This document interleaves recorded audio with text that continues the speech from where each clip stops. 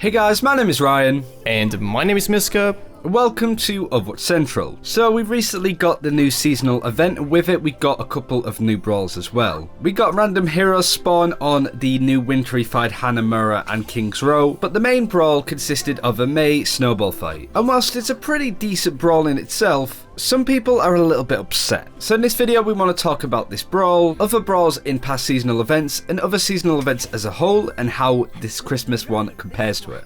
So, lots of people were quick to take to the comments of our Brawl video to talk about how disappointed they were in it. Whilst there are some good bits about the Brawl, the sort of Call of Duty parody intro to it with Soldier 76 as well, and the map reskin for Christmas for example, we agree that the Brawl isn't the best we've seen really. 6v6 just ends up being a long and frustrating battle, especially if you're knocked out early on. One-shot mechanics also makes the game last for far too long as well. People can just crawl up in a corner and it's just a bit slow and not very exciting.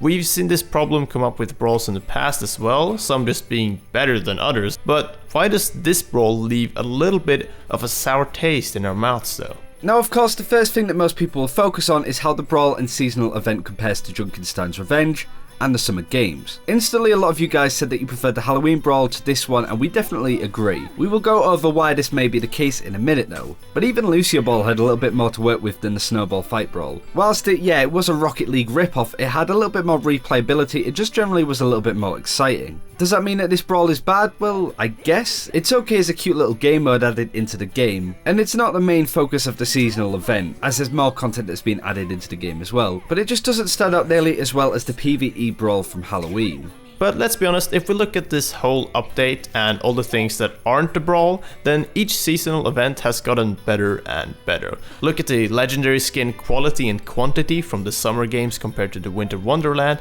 and look at how good the skins have become as well. And how much detail even the epic skins get nowadays. Even compared to Halloween, I think the Christmas skins overall have a good amount of quality in them, and might even be a better set of skins and cosmetics compared to the Halloween ones. Sure, some just look like recolored versions of already existing skins, like the Zarya one, but it's great that the majority of heroes have a really good Christmas skin. Also, the winter look of Hanamura and King's Row especially are amazing and really shouldn't be overlooked here. I know that the overall feeling with the Brawl, the May Snowball fight, is overall one of disappointment, but that really shouldn't echo through the seasonal event as a whole. But back on topic with the Brawls again, and more specifically, why do people think that the Junkenstein Brawl was so good? What was it that made it so solid and so memorable as well? For me, the issue that was caused from Junkenstein's Revenge is that they set the bar really high for future brawls and game modes. PvE content was something that a lot of people asked for in the past, especially when people started to care and get involved with the characters of Overwatch. People wanted origin stories and sort of story-based missions to go off because they really cared about certain characters. Whether Junkenstein's Revenge was a test or a dip into the PvE territory for Overwatch is up for debate, but now every single seasonal brawl that follows just isn't going to be up to that level if it isn't PvE based. It's not that Lucio Ball or the Snowball fight was particularly bad. They were decent, interesting brawls in themselves, but the Halloween update tapped into something that most of us still want to see.